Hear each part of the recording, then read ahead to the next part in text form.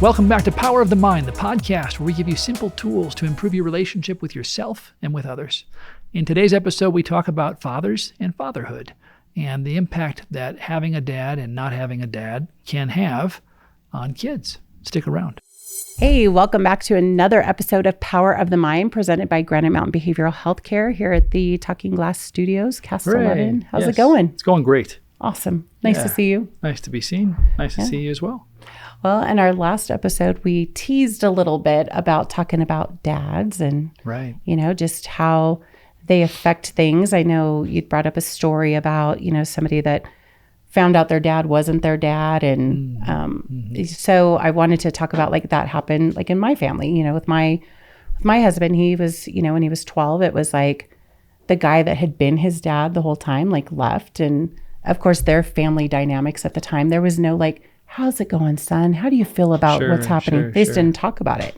Yeah. And then, when he was 18, he found out that guy wasn't even his dad this whole time. And his dad lives in 2 states away. And it's really affected him. I mean, even now as an adult, just with the like separation anxiety, like, is this person going to leave me? And I'm like, gosh, we've been married like 32 years. Like I'm not going anywhere. So, So kind of wanted to bring that up. Like, how do you see that like in your field? How does that, affect clients? It's really interesting. We tend to notice what's novel and interesting in our lives, but we don't always pay attention to the stuff that's there until it changes or shifts, right? That's the context of our lives versus the content, right?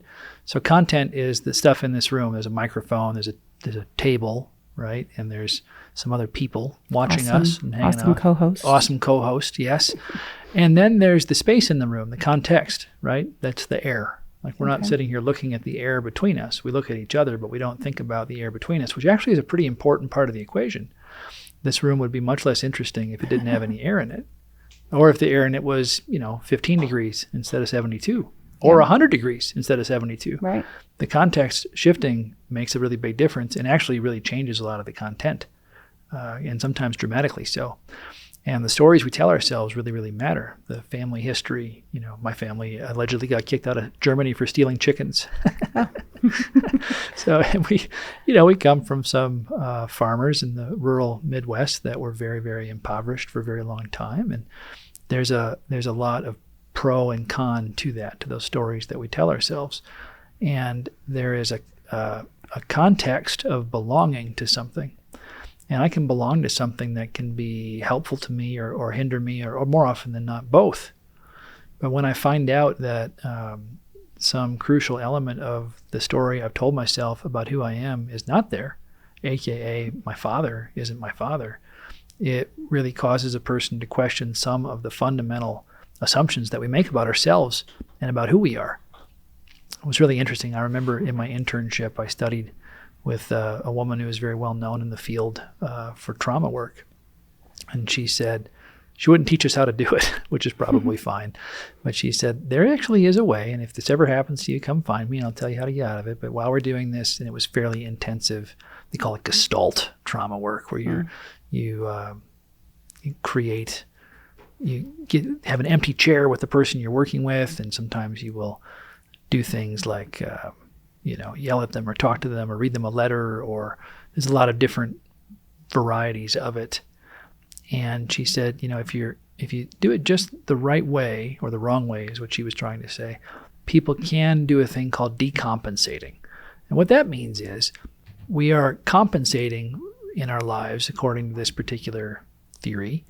We're compensating for a tremendous amount of fear and uncertainty all day, every day. And we do that with the stories we tell and with the agreements that we have with the world around us, some of which are well-founded and some of which are really not well-founded at all. There's no thing that keeps us safe other than the belief that we are safe a lot of the time. So anyway, she said, if you dig in deep enough to, more or less, she said, if you dig deep enough into somebody's story, they'll decompensate and they'll start to really deeply lose faith that they're safe in their current circumstances. And a lot of times they'll just end up in the fetal position and just unable to function and move on. And she said, here's, there's some simple ways to do it, but I'm not going to tell you what they were, which stuck out to me as an intern, because of course you're like, now I want to know. How do I do that? Right. How does anybody do that? Like the Vulcan grip. Totally like the Vulcan grip. And then of course the question is, why would we do that? Why would a human being, and then of course, could that happen to me? Is happening inside your head as you're an intern sitting watching this brilliant woman, relatively well-known woman, do the work she was doing. And what I came to realize later is that this context of belief is really, really important, and how we find ourselves and what identity we think we have matters much, much more than we give it credit for. So anyway, that's the answer to your question. Can a person be deeply, deeply impacted by that part of their story changing? Yes, absolutely. It matters a lot. I'm going to guess it's related to biology, right? We're sort of tribal in our origin, and the tribe was really important for survival for a long, long time. So belonging and being a part of a community, it matters. So like in my husband's situation, it's just been, knowing that he's safe, kind of like, you're not going to leave, right? And it took many years to like teach him that, like, I'm not going anywhere. But it was, very much, it almost, I can't believe that that's normal, for somebody to act, so afraid that your life is just going to be flipped upside down again. Yeah. So for him, it's just always been, for the longest time, just never a feeling of stability, or never a feeling of like everything's okay. Like he never wants to look forward to anything until like we're literally outside the venue. It's like, we're here now. Oh, good. I'm so excited. It's like, well, I've been excited since we talked about this trip. So yeah, you're digging into something that's really interesting. Every human being has a series of core beliefs, usually only a half dozen, 6, 7, 10 core beliefs about the world around them. And that's really what we're talking about when we talk about context. And so one core belief can be people leave, or am I safe or not, is always a core belief. Do I live in a safe world or a dangerous world? And the answer varies from person to person and can change depending on what happens. They don't change often. One definition of a traumatic event is one that changes your core beliefs, which is a really interesting definition, because some things that change your core beliefs don't look traumatic in the traditional sense of the term, right? You can fall off your bike as a kid and think, wow, the world isn't safe.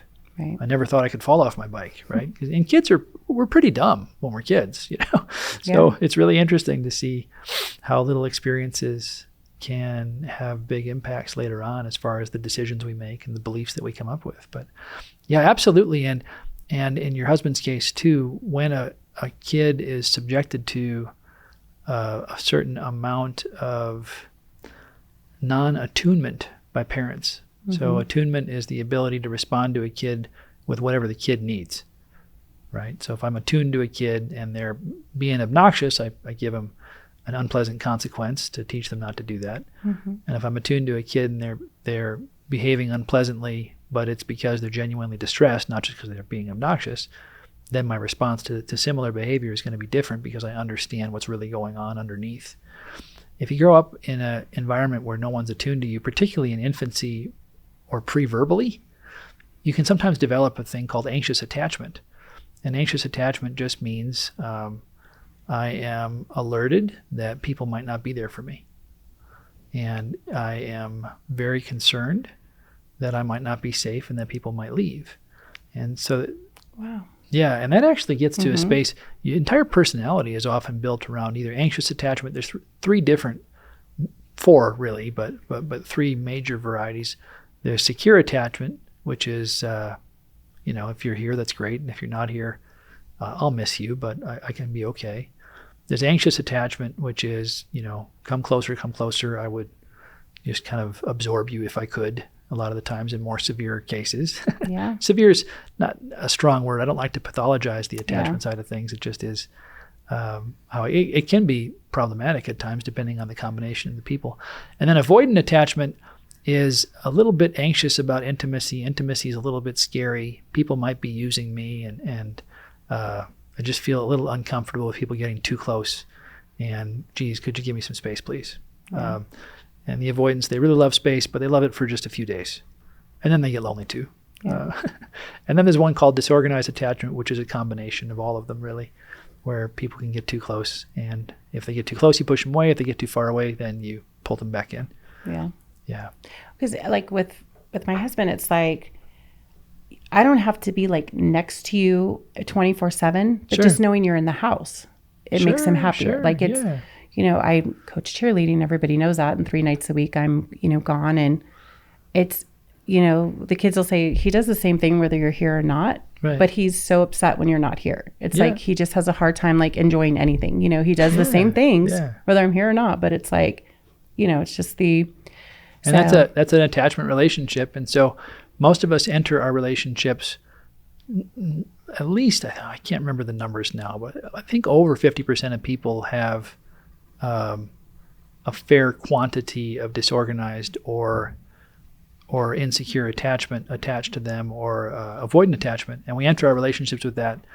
And it takes about 10 or 15 years to really get the idea that the person won't leave if I'm anxiously attached. So it is 30 still. Years. Yeah, sure. Well, and I don't think he's at the point where he thinks I'm going to leave. It's just he's so much happier when I'm there. Yeah. And it's just, I'm his person and that's it. So, but it was, I know in the beginning, it took a lot for him to get attached to me. Mm-hmm. It was very much just get over it, where this is going to happen. I would I knew it, and we've talked about that before, where it's like, I always knew that was my person, but it took him a while to come around. And as you're talking, I'm like, I bet you he was like, I don't want to, get attached to this person, because then what? She's probably just going to leave. Yep.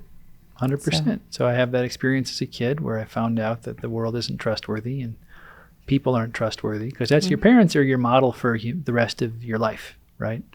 So how your mom is how all women are, and how your dad is how all men are in your definition most of the time. And again, I guess I should say that's true about 80% of the time. And then 20% is different, which is what makes working with human beings so interesting, is you can develop all these truisms that allow you to make fairly comfortable, educated guesses a lot of the times, but there's always going to be somebody who's an outlier and different. But yeah, if you have a situation where somebody important to you, for example, your dad, just says, hasta la vista, I'm out. Mm-hmm. In relationships, you're going to be very wary of that a lot of the time. Again, 20% of the people will find something else to respond to it with, but it's very, very common. So I should be more patient, because he had the dad who left and then found out that wasn't even his dad, and then met the dad who didn't want anything to do with being a dad. Right. So it's like triple whammy almost. A lot of rejection. Yeah. And a lot of, we take so much of our sense of worthiness from the point of view of our parents as a kid. Yeah. And you really have to as a kid, because those are the only people who are going to feed you. Mm-hmm. We talked about that a lot on this show, the idea that the world is pretty rough on children, especially if they don't have somebody to take care of them. So getting rejected is a pretty rough deal biologically, and it's a pretty rough deal spiritually. Having a father who dislikes you is really rough on somebody. An absent dad is also really, really hard too. But I would think easier almost. I would than to have a dad who didn't like you. Or it is a rough go in this world to have a dad who doesn't like you and doesn't want you. The absence of a father figure is pretty rough too. But man, I can't tell you the number of folks I've had who've just worked really, really hard to work through that and to find a sense. There's something about my parents, but particularly for some reason a dad, and that point of view that just hits pretty deep. Mm-hmm. And to develop a positive self-concept outside of that experience, certainly possible, but it's tough. I have somebody that I know that is, the dad is like super macho, like, big, sure, just driven sports, and, he works at a prison, like he's like this warden guy, Yeah.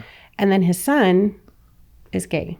Oh, yeah. And I watched kind of the dynamic of it, how the son just wasn't gay. I mean, he went to the, like almost the extreme of like the makeup and really almost showing, and in my mind, I'm like, I think this is a way of getting back at his dad because his dad never accepted him this way. So it was kind of the watch this type thing. Oh, yeah, yeah. Well, a lot of us have experiences where we rebel against the family system. You know, the family system, I really have a couple choices. One is to rebel and one is to fall in line. Mm-hmm. And if I'm in a family system where it's not going to work well for me to fall in line, inevitably people will rebel. The other rule of thumb is that if you try to control someone's behavior as a kid, they'll generally come into your orbit. They're usually willing to do that. If you try to control their thoughts, you're going to get rebellion an awful lot of the time, you know. And yeah, it can be really interesting to do. The other thing that happens is nobody wants to be nobody. Right. So what I don't want to do is to be ignored or to try really hard and have it be not particularly noticed. A lot of the time I will take noticed negatively over just being a wallflower. I had a client one time and she worked really, really hard she was a Latina client, grew up in a very strict Catholic household and tried really hard to be a good kid. And she was 15 years old, and she did the dishes for her mom before her mom came home. And her mom came home and looked at the dishes and found a dish with a spot on it and threw it against the wall and broke it. And within a short period of time, the client began to rebel and then came to see me like 40 years later. Oh, gosh. And had spent most of her life rebelling, and at one point, you know, hit that sort of midlife experience where she thought, well, this isn't working out that well. Yeah, something's got to change, right? Yeah, and so we dig into it, and what we recognize is she tried super hard to be the hero. You know, we're talking about those family roles several episodes ago. She really wanted to be the hero, but it wouldn't work. The family system wasn't in the market for a hero. And so she had to reevaluate and see, well, what would work? What's going to find me a place in this system? Oh, the scapegoat role. Let's try that one on. And what happens is I rebel. And whereas before, you know, you couldn't really be bothered to be around me, now you can't take your damn eyes off me. You know, I see that a lot of times too, with eating disorders, where the kid's not getting the attention that they want or need. And I'll tell you what, though, you get real far into an eating disorder, and there's a lot of power and attention that gets built into that, and it can make it very challenging to break away from. Yep. Well, speaking of kids, I wanted to talk too about, so, you know, you think you're protecting a child, like, you know, maybe dad's in prison or he's a bum or he's just doesn't want anything to do with you. And so this is, you know, and I'm sure, I'm trying to think like with, you know, my husband's situation, this was better for you to know that this guy's your dad because this guy's no good. Yeah, he's a better guy or something like that. Yeah. And so, you know, I'm sure there's a lot of kids that, you know, are just being raised by somebody who's not their dad. But what do you tell this child? You know, she's 5, 6, 7, 8 years old, or he's, you know, when is the right time to say, listen, this isn't really your dad. I mean, he's your dad because he's been here since you were a baby, but your real dad is, you know, it's one of those things killed somebody or something. You know? You could just let it go and never say anything about it. And who knows, maybe that's what your husband's parents were doing. Maybe they were just waiting for the right time. But, you know, the idea is the sooner the better, and the less, the detail is only provided at the level that the kid can understand. Sex is that way too. Like, when do I talk to my kid about sex? Well, you can talk to your kid about sex, but it has to be based on what they can understand. And giving them too much information too fast can be a little bit damaging. So with anything like that, anything that requires a bit of maturity or, you know, understanding, you know, you just, and then you have this other dad. Yeah. And your other daddy is not around. He's really sick. What's he sick with? Oh, he's really sick. We'll tell you more when you get older. Yeah. Yeah. That's probably how a person might be coached to move in that direction. Tough to be a mom, tough to be a kid. You know, what are the right things to say without, you know, doing too much damage, or, you know, what's the right thing to do? How do you protect a kid without? Yeah, it's hard to say, you know, and that's one of the things too. If you, for me, I it's really interesting to watch the folks come into my office and try to understand what motivates people who've made decisions that are negative. Once in a while, you get somebody who makes decisions that are, for lack of a better term, just evil, like they just sort of enjoy allowing others to suffer. And even in that situation, you can dig in and kind of understand where it comes from and develop a little bit of compassion, although it's usually wise to develop the compassion at a distance. Yeah. You know, but yeah, it's fascinating to see how human beings develop and why we make the decisions we do. And most folks do their best to take good care of their kids. Yeah. And some of us do not get gifted with a lot of good tools for that. Right. You know? Well, you know, you see those, you know, shows on TV, you know, they were adopted, but we didn't want to tell them. And then they found out, and now I'm the bad guy. And that's a tough gig. Yeah. It's 23andMe, man. That's a game changer for a lot of folks, I bet. Yeah. You're hearing more and more stuff come out. I realized I wasn't even related to these people, or, you know, we thought this was our kid or whatever, you know, in the extreme cases, and that's how your friend found out, right? The 23andMe? I don't remember if it was that or the other one. There's two of them. Yeah. Yeah, he just did the genetic test one day, and somebody reached out and said, "Hey, I'm your sister." Whoa. Been an only child your whole life, and now you find out. It's a different ball of wax, man. That's for sure. Yeah. Hard to keep secrets nowadays. Harder. Yeah. That's for sure. Harder to keep secrets. There's too much technology and too much. They find murderers like that all the time. Yeah, that's right. Oh, Cold let's case run the files. DNA and let's run the DNA. Somebody related to you did and this. Get people off a death row and stuff. Mm-hmm. Yeah, it's interesting. The father role is really something, and it's kind of falling out of fashion a little bit. And I think that's a shame. I think it's the other thing is, you know, we forget how hard it is to be a mom and a single mom. It's a rough job. I mean, it is the studies are very, you're much more likely to have a rough time of it as an adult, even as an adolescent, in a single parent household versus a paired parent household. It's a lot easier row to hoe. And I think I read, this is actually 10 years ago, I think I read this stat that 25% of kids get born into a household without a father. Well, and in 10 years, who knows? Yeah, sure. That's gone. Probably didn't get lower. I don't imagine it got better. Things haven't gotten better. So, well, and I know for me, you know, we had 5 kids or still have 5 kids. And it was always like, they're still, you know, don't tell dad. Don't tell dad. And I'm like, oh, I'm going to tell him. And he's going to find out or whatever, you know, and there's no reinforcement. Like you're 24/7. Yeah. There's no like, oh, when your dad gets home, you know. Yeah. Well, that's the tough thing. And the other thing is you don't have the chance to walk in the other room and settle yourself down for a minute. Watch these kids while I go breathe.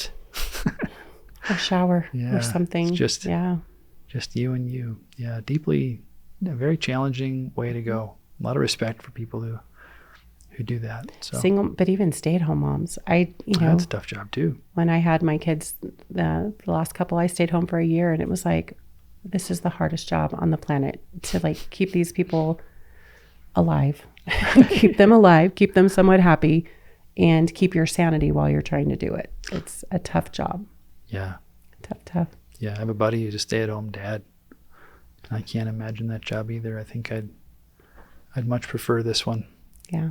You know? And to be able to hang out with your kids all the time is great, but I'm like, I'm trying to dig myself out of this one because remember, you are a mom, but it's difficult. It's hard. It's a tough job to be home 24/7 with kids. I remember the weekends with 5 kids at home and trying to it's like, oh my gosh, it's a lot. Yeah. It's unique too. You know, in the past, we've always had, the culture has been a lot more connected. You know, when you needed a tribe in order to survive, you didn't move everywhere. Yeah. And there are different people that could, you know, family units often included, larger groups of people. And so there are more opportunities for socialization and connection.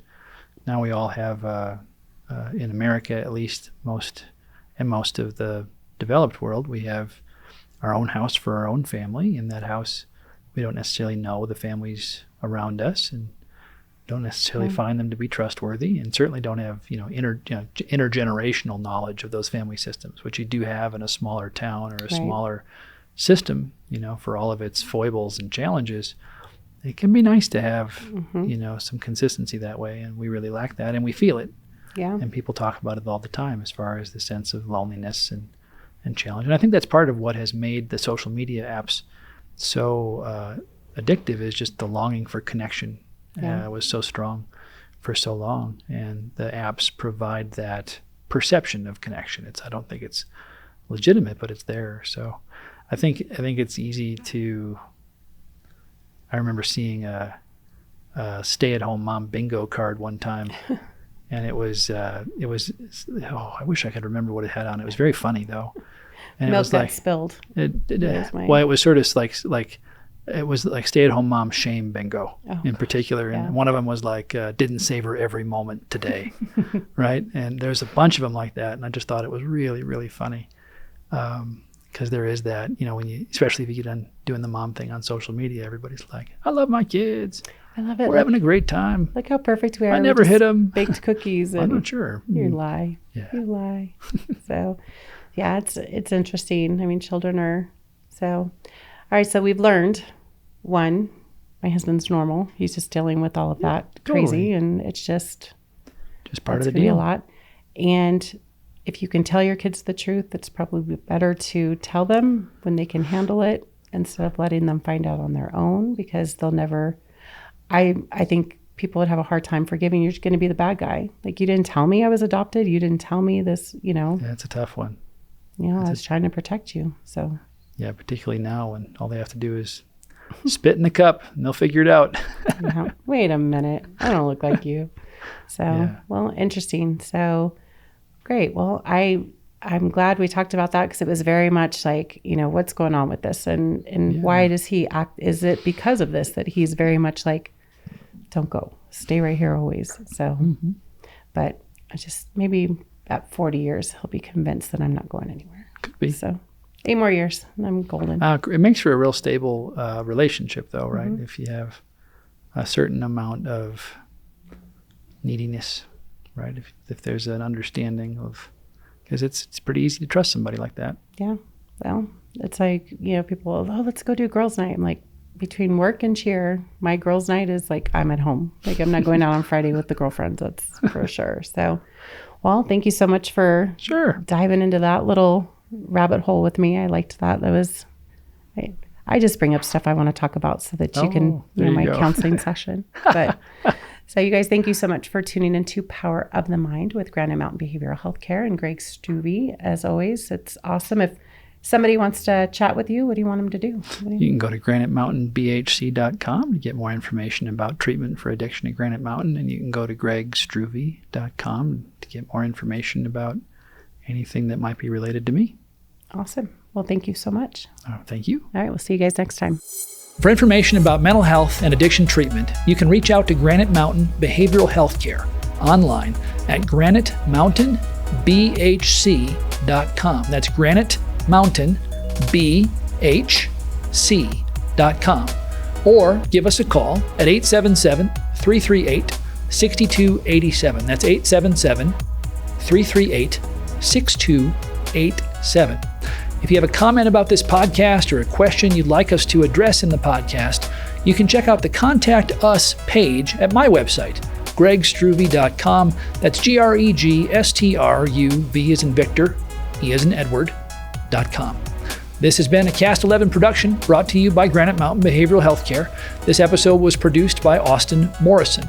Follow Cast 11 on Facebook, Instagram, and Pinterest at Talking Glass Media.